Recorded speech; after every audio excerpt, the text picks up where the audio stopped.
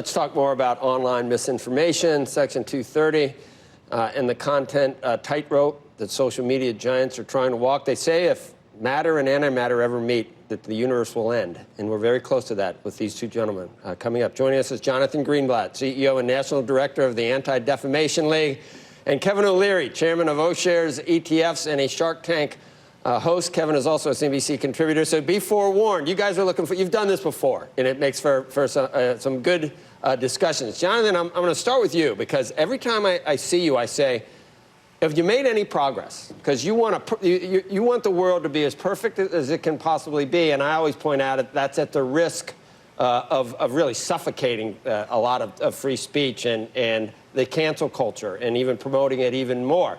Are you getting where you need to be yet? I mean, on Twitter, everybody's been canceled that says anything on Twitter already. Are you there yet with Facebook? What more needs to be done to make you living in a world where you feel like there's no, I don't know, nothing controversial? Well, you know, it's always a pleasure to see you, Joe. And I think what you've laid out, like this quest for utopia, is really not what we're looking for at all. We're simply looking for an effort at decency. And if we just want to talk about that for a minute, I think what Becky laid out just before, when you look at the prevalence of anti-vaxxer accounts that have been amplified and spread across Facebook, they don't show up on your network, but they show up every day to billions of people because Facebook profits from amplifying these voices, which are literally killing people. So I don't think, you know, freedom of speech necessarily means freedom of reach. People have the right to say that they don't want to take the vaccines. They have the right to say that there are Jewish space lasers. They have the right to say that, you know, certain kinds of people are bad. But the fact of the matter is Facebook and Twitter and Google also have the right to decide whether they want to elevate those voices, whether they want to profit off those voices, whether they want to amplify them for the world to see. And unfortunately, they continue to make the wrong decision. Take just, for example, what was laid out again just before our segment, where they talked about Mark bragging having gotten rid of 1 billion plus accounts or 1 billion plus posts last quarter. If Facebook had any transparency and we could look at their progress quarter over quarter, but they don't show us that. They're unwilling to give us what every other public company does, which is information about their product that you can use as investors, or we can use as stakeholders, or Congress can use as regulators. Okay. So all we're saying is put people over profits. All we're saying is behave by the same rules that every other business in America abides by. All we're saying is apply a modicum of moral leadership to your $86 billion company. Decency in Twitter, Jonathan, I don't know. I'm not optimistic. Kevin, you want to respond? Sure. Actually, let's take it right from the top. Freedom of speech means freedom of speech. There is no way to define it any other way. It includes allowing the lunatic fringe to say what they wish. And when it comes to the vaccine, you know, I'll tell you something. There's a reason we're only going to get to 2/3 of this population before you hit a brick wall. And, you know, you have to listen to everybody's opinion. For example, the healthcare worker that gave me my shot was 24 years old. I asked her when she took hers to get some information about what it would be like for the first shot of my Pfizer. And she said, I'm never taking this. I haven't had my kids yet. I had never thought about that. And when I discussed it later with the CEO of the hospital, I said, what do you tell her?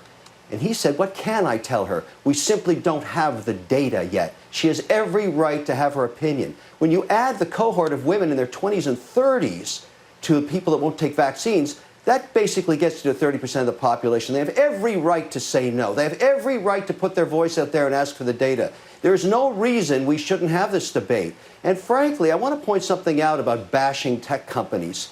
You know, you keep doing this, you end up like Europe. They bashed their companies a long time ago. Now they don't have a tech sector. The only way they can get tax revenue from any technology companies is litigate them, including all the American companies that service countries like France and Germany. Technology is disruptive. It makes people feel uncomfortable, and yet it powers productivity. Now, lately, the company to bash du jour is Facebook. Facebook saved the American economy, along with other digital companies that allowed it to digitize direct-to-consumer over the last year.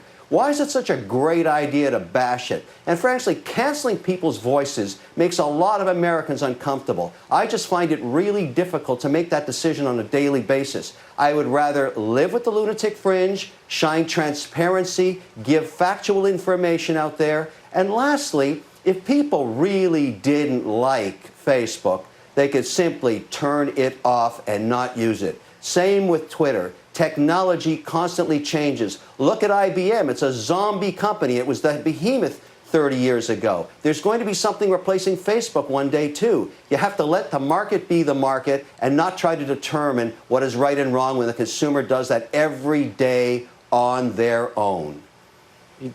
Definitely a different opinion than yours, John. It must be a wonderful. I warned you.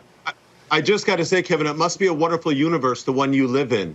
I'll tell you about the one that I live in, the one that America lives in right now. We are still sifting through the rubble of January the 6th. And if you want to know how that happened, it's because armed militias organized out in the open via Facebook groups. So if we want to put it into the context of capitalism for a moment, in the 80s, when J&J had a few Tylenol bottles that were tampered with, they took everyone off the shelf, they fixed the product before they put it back on the market. And if you look at the 90s, when Odwalla had a child who died of E. coli from one of their juices, they took everyone off the shelf and they reformulated the production process. I don't think it's saying too much for an $86 billion company to think that they couldn't take their product off the shelf and fix it so it doesn't, I don't know, cause an insurrection in the Capitol. And this, let's just be clear, I really strongly agree with my friend Steve Huffman, the CEO of Reddit, when he says there is okay for there to be a lunatic fringe.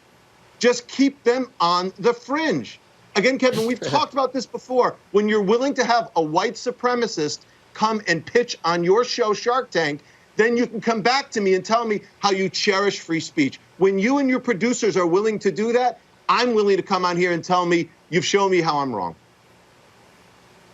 I would much prefer the market to be just full of information that's factual. Of course, everybody wants that. If Tylenol didn't fix their problem, my friend, the company wouldn't exist. They did everything in their power to correct it with the information they had at hand.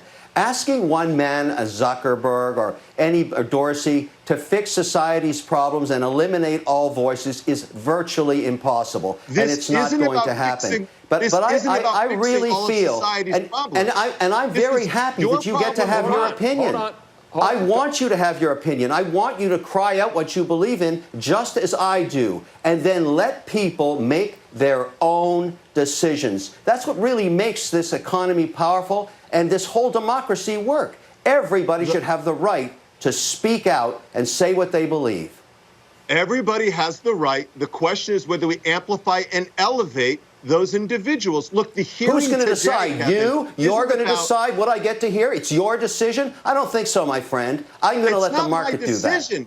It's not my decision. A law that shields the companies from liability, Kevin, allows Facebook to do what J&J and Coca-Cola and no other company traded on the NASDAQ can do. I mean, honestly, this is a crazy conversation.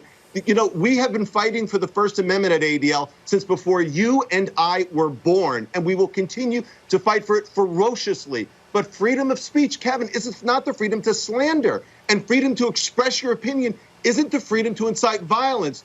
But for Facebook, it is, and that needs to change. That's all. It's simple. There's nothing wrong with keeping all of us safe from violent white supremacists or hateful people. You know, last week, we're still recovering and mourning those who were lost in Atlanta.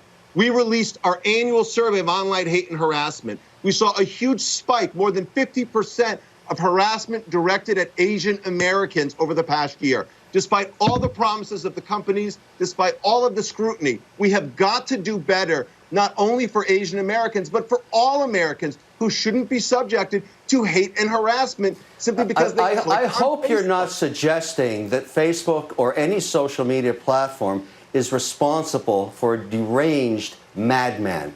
That's just not the fact. This has been a problem long before social media. It's very unfortunate, and we constantly keep looking at it. But you can't blame all society's ills on social media. I would argue that the benefits it provides and what it did for us during a pandemic far outweighs the concerns you have. Nobody wants these things to happen. Nobody agrees that they're good, but they're part of the society we live in. And then trying to fix the 1 or 2% of the lunatic fringe and take down the other 98%, it's just not going to happen. And you're going to have to learn to deal with that. You should talk to Taylor Force's family, the young West Point graduate who was stabbed to death in Israel by a Hamas member who, again, Hamas organized incites violence against Jews and Israelis on Facebook. Talk to the people, Kevin, who've experienced this stuff. You should really, I'm telling you, when you're willing to have Hamas and white supremacists on Shark Tank, when you're willing to judge them, then I'm willing to be judged by you about these arguments don't work. I'm sorry.